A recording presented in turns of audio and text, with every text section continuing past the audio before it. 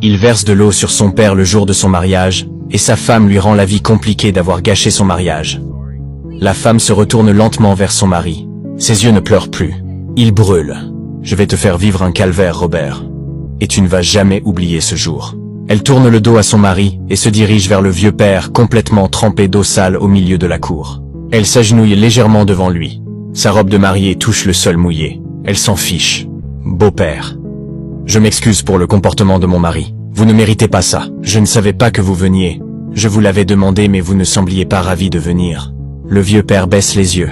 Ma chérie, toi-même tu vois que mon fils ne veut pas de moi ici. Je suis venu juste parce que je ne voulais pas te décevoir. Et je suis désolé. J'ai pris ces sales vêtements pour les mettre sur moi et venir. Je n'en ai pas d'autres. Et j'avais peur de faire honte à mon fils. La femme ferme les yeux une seconde. Quand elle les rouvre, ils sont brillants de larmes.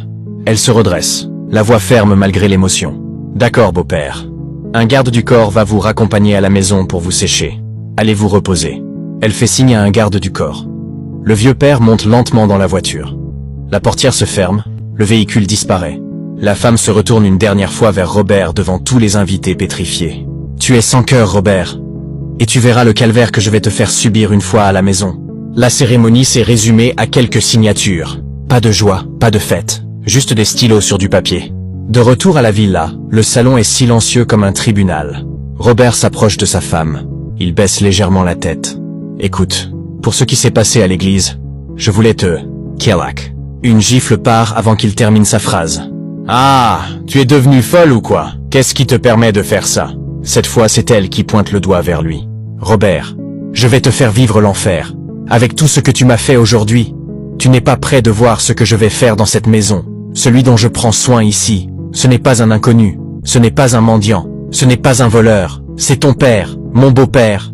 Et si je vois que tu fais encore une seule chose de mal dans cette maison, je te ferai 1000 fois pire, je t'aurais prévenu.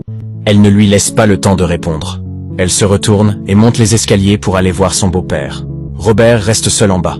Reviens ici, tu m'entends? C'est moi qui parle. Et tu m'ignores comme ça? Ces mots résonnent dans le vide du salon. Elle ne se retourne pas. C'est ce qu'on va voir dans cette maison. Il a oublié que le karma, la justice existe.